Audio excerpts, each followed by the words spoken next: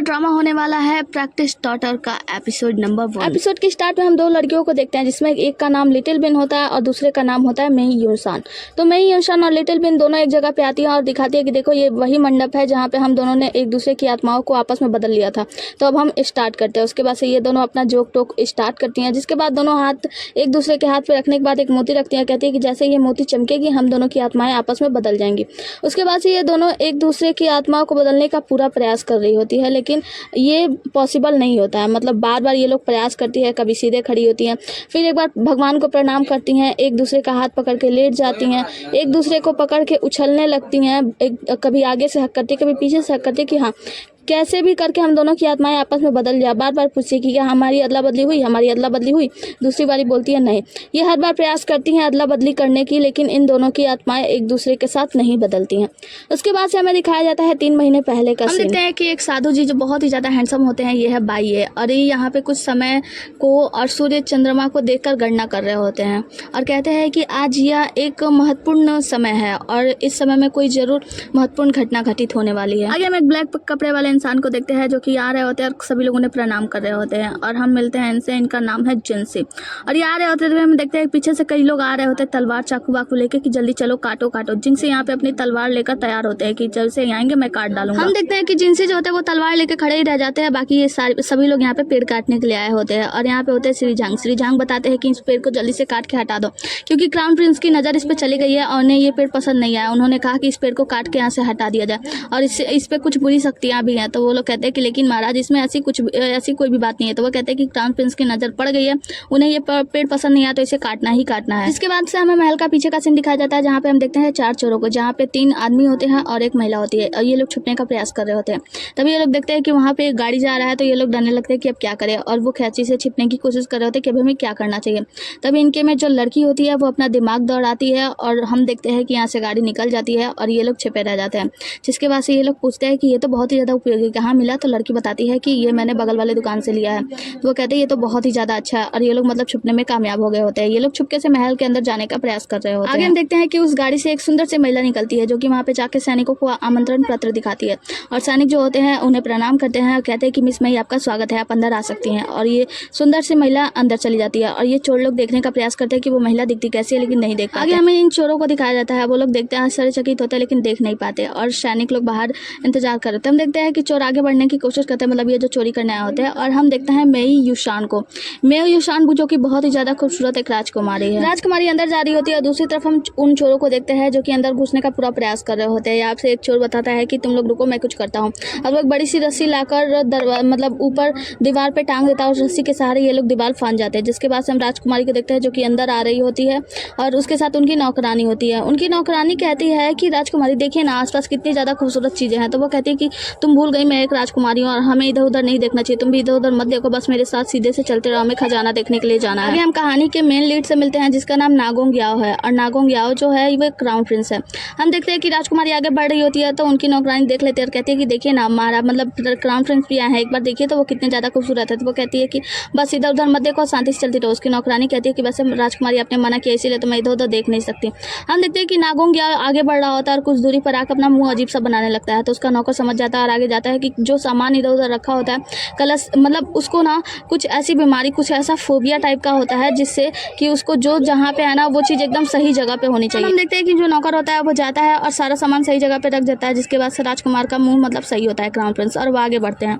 हम देखते हैं कि जब ये आगे बढ़ते हैं तो यहाँ पे हम देखते हैं कि कुछ लोग जो होते हैं वो छोटे कीड़ों को लड़ा रहे होते हैं आपस में और उन कीड़ों के ऊपर सट्टा लगा रहे होते हैं। हम देखते हैं कि राजकुमार आगे जा रहे होते हैं और यहीं पर हम चोरों को भी देखते हैं जो कि अंदर आ गए होते हैं। राजकुमार के पीछे वाले जो सैनिक और जो लोग होते हैं वो लोग उनसे बता रहे होते हैं कि राजकुमार आप चिंता मत कीजिए, यहाँ पे कोई भी चोरी करने नहीं आ सकता। जिसके बाद हम देखते हैं कि राजकुमारी जो होती है वो अंदर आती है, मतलब राजकुमारी को हम मेई नाम से जानेंगे। हाँ, तो मेई अंदर आती है। उनकी नौकरानी कहती है कि हमारे हवेली में खजानों की कमी नहीं है, लेकिन आप यहाँ पे क्यों आई? तो वो कहती है कि मैं यहाँ पे इसलिए आई हूँ, मैं कुछ देखना चाहती हूँ। मैंने सुना है कि यहाँ पे कुछ नया ऐसा सिस्टम लगा हुआ है और मैं उस सिस्टम को अच्छे से जानना परखना चाहती हूँ। तभी यहाँ पे राजकुमार आते हैं और उनके आने की घोषणा की जाती है। राजकुमार आते ही फिर मुँह बना लेते हैं क्योंकि वहाँ पे 2 सामान इधर उधर रखा होता है, मतलब अपने अपनी सही जगह पे नहीं होता है, नौकर जाकर तुरंत उन सामानों को सही करता है, जिसके बाद से राजकुमार का मुंह बनता है, मतलब सही बनता है। जिसके बाद सामान इधर उधर करते हैं तो हम देखते हैं कि वहाँ पे एक घंटी बज जाती है, मतलब कुछ घंटियाँ लगाई होती है रस्सियों के धागे से। हम देखते हैं कि यहाँ पे चोरों को, जहाँ पे उनकी बेटी इशारा करती है और कहती है कि देखो ये घंटियाँ लगी हुई हैं, अब हमें तैयार होना चाहिए, और ये सभी लोग कैंची लेकर तैयार हो जाते हैं। आगे ये लोग बढ़ते हैं, जिसके बाद से हम राजकुमार को देखते हैं, जहाँ पे उनका एक आदमी आके समझाता है कि आप चिंता मत कीजिए, यहाँ पे इतनी सारी घंटियाँ हैं, मतलब सारे रेशम की धागों से जुड़ी हुई हैं, और अगर एक भी धागा छूटा है, एक भी धागा जरा सा भी हिलता है तो सारे घंटियाँ बजने लगेंगी। यहाँ पे कोई चोर तो क्या पक्षी तक पर नहीं मार सकता। राजकुमार ये सब कुछ देख रहे होते हैं, और जो धागे होते हैं उनको देख कर कहते हैं कि लेकिन ये धागा सीधी लाइन में नहीं है, तो उनका जो नौकर होता है वो सीधा करता है, वो अपना मुंह बना लेते हैं। जिसके बाद से हमने एक मूर्ति दिखाई जाती है, वो मूर्ति को देखकर राजकुमार को अजीब सा, मतलब क्राउन प्रिंस को अजीब सा लगता है। तो उनका जो आदमी होता है वो बताता है कि कई वर्षों से ये जो मूर्ति है ना स्टोर रूम में पड़ा था, क्योंकि इसका आधा चेहरा खराब हो चुका था और सही सामग्री मिलने पर हमने इसकी मरम्मत करा दी है। तो वो कहते हैं कि ये क्या है, तो वो कहता है कि मुझे इसके बारे में तो नहीं पता, लेकिन बस इतना पता है कि 10 साल पहले ये सेंगडोंग की लड़ाई में जब्त की गई ये एक युद्ध ट्रॉफी थी। वो आदमी बताता है कि इससे ज़्यादा मुझे इस मूर्ति के बारे में कोई भी जानकारी नहीं है। हम देखते हैं कि मेई राजकुमारी जो होती है वहीं से पर्दे के पीछे खड़ी होकर सारा कुछ सुन रही होती है और सामने आती है। वो बताती है कि यह डोमेस्टिक कैट मास्टर की मूर्ति है, जो कि सेडोंग की लोक संस्कृति का प्रतिनिधित्व करती है, और जिसके पास ये मूर्ति होती है वो इसकी बचाव करती है, मतलब काली शक्तियों से उसकी रक्षा करती है। जिसके बाद से सामने एक आदमी आता है और बताता है कि ये ग्रैंड चांसलर की मेई बेटी मेई यूशान है। तो वो बोलते हैं कि अच्छा, मैंने आपके बारे में बहुत सुना है, मैंने सुना है कि आप बहुत ही ज़्यादा बुद्धिमान हैं और आप बहुत ही चीज़ों के बारे में अच्छे से जानती हैं। आपसे मिलकर अच्छा लगा, और मुझे ऐसा लगता है कि आपकी बुद्धिमत्ता सच में अच्छी है, क्योंकि आपने बहुत अच्छे से इसके बारे में बताया। उसके बाद से वो अपना मतलब बताने लगती है, कहती है कि महाराज आप मेरी प्रशंसा कर रहे हैं, लेकिन ऐसी कोई बात नहीं है। दरअसल मैंने सिर्फ 4 किताबें पढ़ी हैं, जिसमें से मैंने इस बिल्ली के बारे में पढ़ा था, और वो बताने लगती है कि इस बिल्ली का महत्व क्या है वगैरह वगैरह। हम देखते हैं कि क्राउन प्रिंस का नज़र न बस मेई के हेयर पिन पे होता है, क्योंकि उनका हेयर पिन थोड़ा सा टेढ़ा लगा होता है, और वो बार बार अपने नौकर को इशारे कर रहे होते हैं कि उनका हेयर पिन सही करवाओ, लेकिन नौकर कैसे हाथ डालता मतलब राजकुमारी के बालों में वो बताता भी नहीं है। और फिर राजकुमार से कहता है कि मैं क्या कर सकता हूँ राजकुमार। और यहाँ पे राजकुमार को मतलब क्राउन प्रिंस को तो बहुत ही ज़्यादा गुस्सा आ रहा होता है, और राजकुमारी मेई उस बिल्ली का बखान करने लगते हैं कि ये कब बनवाया गया था, किस सन में बनवाया गया था, किस बात को सोच कर बनवाया गया था वगैरह वगैरह। क्राउन प्रिंस को तो बस उनका हेयर पिन देखकर अच्छा नहीं लगता, वो मुंह बनाते बनाते वहाँ से निकल जाता है। राजकुमारी बताने के बाद जब मूर्ति है तो वो देखती है कि राजकुमार वहाँ पे नहीं है। नौकरानी बताती है कि सभी लोग यहाँ से चले गए, सबसे पहले राजकुमार तेजी से भाग गया। तो वो कहते हैं कि अच्छा है, मुझे लगा था कि राजकुमार अलग है, लेकिन वो भी बाकी लोगों की तरह है, और फिर वहाँ से चली जाती हैं। जिसके बाद से हमें बताया जाता है कि सेंगडोंग का दुर्लभ मोती, जिसका नाम मून स्प्रिट पर्ल है, यह एक उल्का पिंड का दाना है। यहाँ बताया जाता है कि सहस्त्र साल पहले जब सेडोंग को जिसकी साम्राज्य ने जीत लिया था, तो मून स्प्रिट पर्ल धारा में गिर गया था और कई वर्षों तक पानी में ही डूबा रहा, जिसके बाद वो ऋतुओं के माध्यम से समय बिताने का गवाह बना, और मून स्प्रिट पर्ल को बाद में पहाड़ के निकासियों द्वारा बचा लिया गया था और वेस्की के खेल में मोहरों के रूप में इस्तेमाल किया गया, जिसके बाद जाकर ये तैयार हुआ है, और वर्षों तक यह बोट पर घूमता भी रहा था। आखिरकार यह बन ही गया। ये कहानी खत्म होती है, राजकुमारी वहाँ से बाहर निकल जाती है, जिसके बाद से हम लिटिल बिन को देखते हैं, जो कि अंदर आती है, और वो सोच रही होती है कि कैसे मैं जाऊंगी और उस बिल्ले की एक आंख को चुरा लूंगी। मतलब ये इमेजिन करती है कि कैसे कूद के जाऊंगी और उस बिल्ले की आंख को चुरा लूंगी। लेकिन ये सब तो बस इसका एक सपना होता है। तभी इसके पिताजी इसके ऊपर कोई चादर फेंक देते हैं, कहते हैं कि सावधान रहो, तुम्हारे सामने जो है वो रस्सी है, मतलब वो रेशम का धागा है, जिसको छूते ही घंटी बज जाएगी। और यहाँ पे दो चोर और आते हैं, और ये तीनों लोगों को ये पापा ही बोलती है, मतलब पापा नंबर 1, पापा नंबर 2, पापा नंबर 3। हम देखते हैं कि ये कहती है कि अब आप लोग सावधान रहो, मैं चोरी करने के लिए जाने वाली हूँ। उसके बाद से सावधान करके वो अचानक से कूद जाती है उस बिल्ले की तरफ।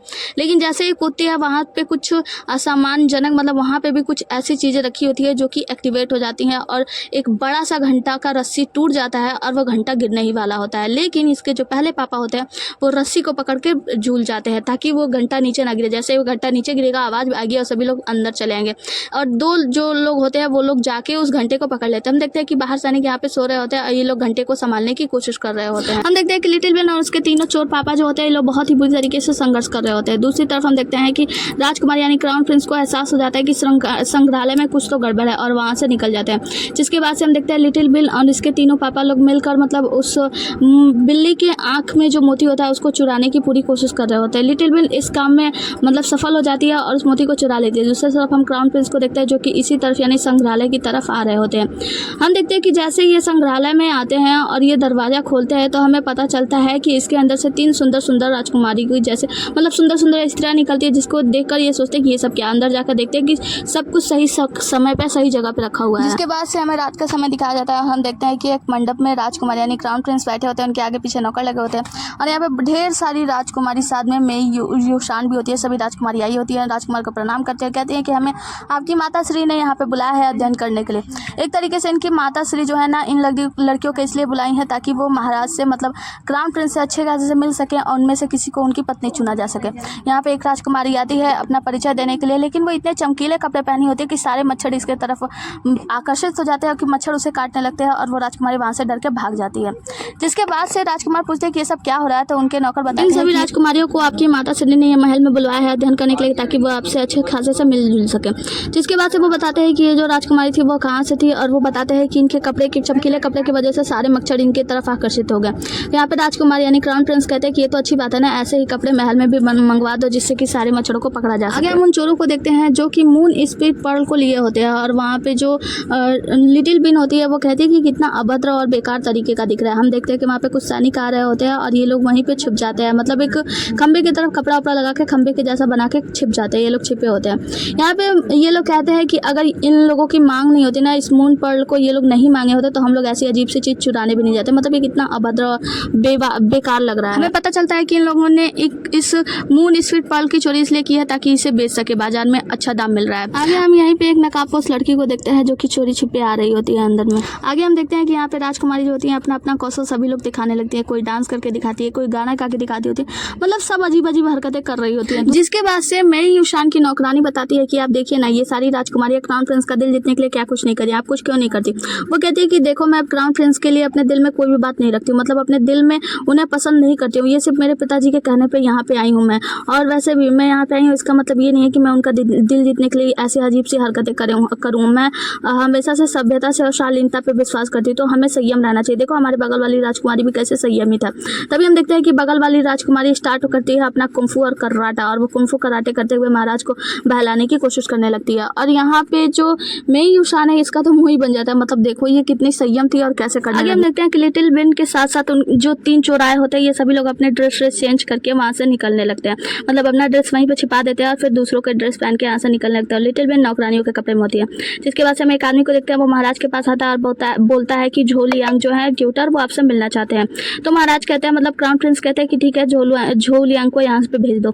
हम देखते हैं कि ये चोर लोग यहाँ से निकल रहे होते हैं और लिटिल बिन आगे बढ़ने ही वाली होती है, तभी कुछ नौकर आते हैं और लिटिल बिन को महन का नौकरानी समझकर उसे ढेर सारा सामान सौंप देते हैं। कहते हैं कि इन सभी सामानों को लेकर महाराज के पास चलो। और यहाँ पे जो तीनों चोर होते हैं वो साइड में छिप जाते हैं कि कहीं हमें देख लिया ना जाए, और ये लोग सोचते हैं कि अब हमें क्या करना चाहिए क्योंकि हमारी लिटिल बिन तो यहाँ पे फंस चुकी है। झोलियांग को दिखाया जाता है जो कि महाराज के पास आते हैं, महाराज को प्रणाम करते हैं, महाराज उनसे मिलकर बातें करने लगते हैं।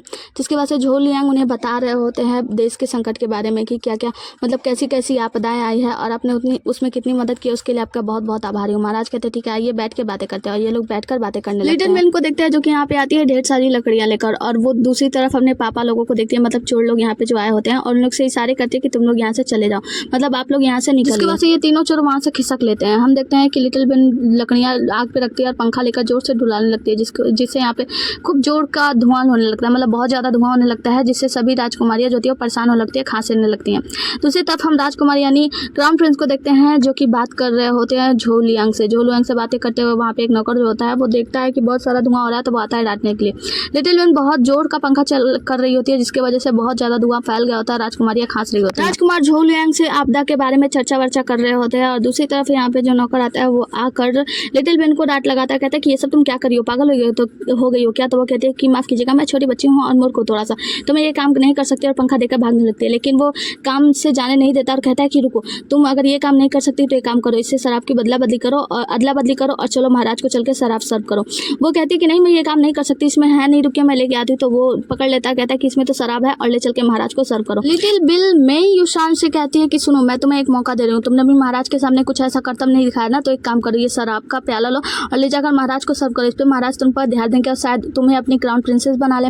यहाँ पे हम देखते हैं कि जितने भी प्रिंसेस होती हैं ये सभी लोग बातें करने लगती हैं कि ये मेई युशान है कौन, महाराज के सामने इसने कोई कर्तव्य भी नहीं दिखाया और ये बहुत शांत और सीधी प्रकार से खड़ी है। यहाँ पे ये लोग बातें कर रहे थे कि इसके कपड़े भी बहुत ही ज़्यादा साधारण है, लेकिन हम देखते हैं कि मेई युशान को तो कोई फर्क ही नहीं पड़ रहा होता। और क्राउन प्रिंस बात कर रहे होते हैं राज की आपदाओं के बारे में, और यहीं पे लाकर लिटिल बिन को खड़ा कर दिया जाता है। लिटिल बिन महाराज को देखती है और फिर सोचती है कि जब वो कहानी सुनने एक बार गई थी तो उस कहानीकारक ने बताया था कि दुनिया में सबसे ज़्यादा महत्वपूर्ण जो है वो है एक सोने का बड़ा सा टाइप का, और वो याद करती है। उसके बाद से महाराज को देखती है तो उसे लगता है कि महाराज मनी यानी क्राउन प्रिंस जो है वो एक सोने का सिक्के हैं, और कितना अच्छा लगेगा जब महाराज इतना बड़ा सोने का सिक्का उसे दे देंगे। और यहाँ पे नौकर कहता है कि महाराज को शराब सर्व करो, और वो दारू सर्व करती है, मतलब प्याले में शराब सर्व करती है, जिसकी वजह से महाराज उसे पीते हैं। लिटिल बिन तो महाराज को देखकर बहुत ही ज़्यादा खुश हो रही होती है, और वो सोचती है अपने ख्वाबों में कि जैसे ही मैं महाराज को एक प्याला शराब दूंगी तो महाराज मुझे एक सोने का सिक्का देंगे। और ये सब कुछ सोच कर बहुत ही ज़्यादा खुश हो रही होती है, और खुशी के मारे चहचहा रही होती है, मुस्कुरा रही होती है, और मुस्कुरा को कर महाराज को शराब सर्व करती है। सारी चीज़ें सोचते सोचते लिटिल बिन जब महाराज को शराब सर्व कर देती है और महाराज अपनी बातचीत में व्यस्त होते हैं, तब अपना हाथ पसारते कहते हैं कि लाइए महाराज मुझे सोने का सिक्का दीजिए। मतलब अपना हाथ पसारती है तो महाराज कहते हैं ये क्या कर रही है। उसके बाद से वो सोचती है कि जब मैं दोनों हाथ पसारूंगी महाराज कैसे कैसे मुझे पैसे वैसे देते जाएंगे। तो महाराज को समझ नहीं आ रहा था कि ये कर क्या रही है, मतलब हाथ क्यों पसार रही है। तो महाराज क्या करते हैं, दो शराब का प्याला उठा के उसके हाथों में रख देते हैं। जिसके बाद हम देखते हैं कि यहाँ पे सारी राजकुमारियाँ आगे आती हैं और महाराज से कहने लगती है कि महाराज मैं बहुत ही ज़्यादा उत्कृष्ट हूँ, मतलब मैं ऐसी हूँ वैसी हूँ, मुझे भाग्य देखने वालों ने बताया था कि मैं बहुत ही जल्दी माँ बन जाऊँगी और आपको बहुत ही जल्दी एक बेटा मिल जाएगा, आपके दादी माँ के लिए पोता मिल जाएगा। मतलब सब अपनी अपनी बखान कर रही होती है। और यहाँ पे मेई यूशान की जो नौकरानी होती है वो उन्हें खींच के लाती है कि चलिए आप भी कुछ बोलिए। मेई यूशान वहाँ पे खड़ी होती है लेकिन कुछ भी नहीं बोल रही होती है। जब क्राउन प्रिंस मेई यूशान के बालों में देखते हैं कि जो हेयर पिन है वो सही तरीके से नहीं लगा है तो उनको फिर से गुस्सा आने लगता है। लेकिन जब अचानक से मेई यूशान की नौकरानी राजकुमारी मेई यूशान को उनकी तरफ धकेलती है क्राउन प्रिंस की तरफ, तो उनके बालों का हेयर पिन गिर जाता है और हेयर पिन गिरने के साथ उनके बालों में सब कुछ संयमित यानी सही तरीके से होता है। तो महाराज को बहुत ही ज़्यादा उनका चेहरा देख के अच्छा लगता है, मतलब उनके बालों पे जो हेयर पिन वगैरह लगे होते हैं उन्हें देख के बहुत ही ज़्यादा खुश होते हैं और मुस्कुराते हुए कहते हैं कि हाँ ये अच्छा है। आगे मिस मई माफ़ी मांगती हैं कि माफ़ कीजिएगा झोलियांग और क्राउन प्रिंस से मैं माफ़ी मांगती हूँ कि मेरी वजह से आप लोगों को परेशानी हुई। तो वो झोलियांग कहते हैं कि आप कौन है, तो वो बताती हैं कि मैं ग्रैंड चांसलर मेई की बेटी मेई यूशान हूँ। जिसके बाद झोलियांग जो होते हैं वो क्राउन प्रिंस के सामने मिस मई का बहुत ही ज़्यादा तारीफ करते कहते कि बहुत ही ज़्यादा अच्छी है और ये तो बहुत ही ज़्यादा अच्छा होगा अगर ग्रैंड चांसलर मेई के जो जितने भी सैनिक है वो आपकी तरफ से हो जाए, मतलब मिस मई को एक तरीके से उनके साथ संबंध में जोड़ने लगते हैं। क्राउन प्रिंस कहते हैं तो आपका मतलब ये है कि कुछ सैनिकों के लिए मैं अपनी गरिमा को खो दूं और मिस मई के साथ विवाह के बंधन में बन जाऊं, है ना। तो वो चांस जो झोलियांग होते हैं वो कुछ नहीं कह पाते। उसके बाद से राजकुमारी मिस मई कहती हैं कि क्या मैं महाराज के साथ एक कप चाय पी सकती हूँ। जिसके बाद से मिस मई बहुत सारे कानूनी दावपेच बताती है और बताती है कि जो चोर चक्के होते हैं, मतलब जो ऐसे प्रकार के लोग होते हैं बुरे लोग, उन लोगों को सजा मिलना बहुत ही ज़्यादा आवश्यक होता है और उन्हें सजा मिलनी ही चाहिए। झोलियांग कहते हैं कि आप बिल्कुल सही कह रही हैं और ये बहुत सारी अच्छी बात है। उसके बाद से वो कहते हैं कि क्राउन प्रिंस अब मैं यहाँ से विदा लेना चाहूँगा और मिस मई से कहते हैं कि आप आके महाराज के साथ एक कप चाय का एंजॉय कीजिए, मतलब चाय पीजिए। आगे ये दोनों लोग चाय के लिए बैठ जाते हैं और जहाँ पे प्रिंसेस मतलब क्राउन प्रिंस जो होते हैं वो सोच रहे होते हैं कि फ़र्क नहीं पड़ता कि ये कितनी संयमित है और कितनी बुद्धिमान है। और वो कहते हैं कि ये क्राउन प्रिंसेस बनने के लिए कैसे मतलब कैसे मैं मान जाऊँ कि ये क्राउन प्रिंसेस बनने के लायक है। वैसे भी यहाँ पे इतनी सारी सुंदर सुंदर युवतियाँ आई हैं और वो सभी अलग अलग तरीके से व्यवहार करी हैं। हो सकता है कि कुछ पल के लिए इसने भी ऐसा व्यवहार किया हो। मिस मई भी यही सोचती हैं कि फ़र्क नहीं पड़ता कि ये क्राउन प्रिंस है। वैसे भी हो सकता है कि ये ऐसा ना हो जैसा वो दिखता हो, मतलब ये भी उन्हें पसंद नहीं करती हैं और क्राउन प्रिंस भी मिस मई को पसंद नहीं करती। लिटिल बिन सोचती है कि इतना सब होने के बाद ये दोनों एक साथ बैठे हुए लेकिन एक दूसरे को देख भी नहीं रहे, क्या अजीब व्यवहार कर रहे हैं, मतलब एक दूसरे की तरफ देखना भी नहीं है, क्राउन प्रिंस भी नहीं देख रहे हैं। उसके बाद से वो सोचती हैं कि जो मिस मई है वो तो कुछ कर नहीं रहे कि मुझे मदद करनी चाहिए और उन्हें शराब का प्याला में भरने जाती हैं, तो मिस मई मना कर देती है। लिटिल बिन मिस मई को ना देकर अब शराब का प्याला महाराज का भर देती है। महाराज उस शराब को पी लेते हैं जिसके बाद से उन्हें चक्कर आने लगता है और वो लिटिल बिन से पूछते हैं कि तुम किसके अंडर में काम करती हो, यहाँ पे क्या कर रही हो। लिटिल बिन बताती है कि झेंग, तो वो कहते हैं कि झोंग नाम का यहाँ पे कोई नहीं है। तो वो कुछ अलग अलग नाम बताती है लेकिन महाराज कहते हैं कि इसमें क्या है। उनका नौकर उन्हें पकड़ने लगता है, महाराज वहाँ पे बेहोश हो जाते हैं। तब लिटिल बिन वहाँ से भागने का प्रयास करती है लेकिन हम देखते हैं कि मिस मई जो होते हैं उसका हाथ पकड़ लेती है लिटिल बिन का, कहती है कि महाराज का मतलब था कि इसका शराब के प्याले में क्या है। लिटिल बिन कहती है कि मुझे क्या पता, मुझे तो बस सौंपा गया था और मैं महाराज को पिला रही थी और इन दोनों की लड़ाई में शराब का प्याला वहीं पे टूट के गिर जाता है जिससे सारी शराब बिखर जाती है।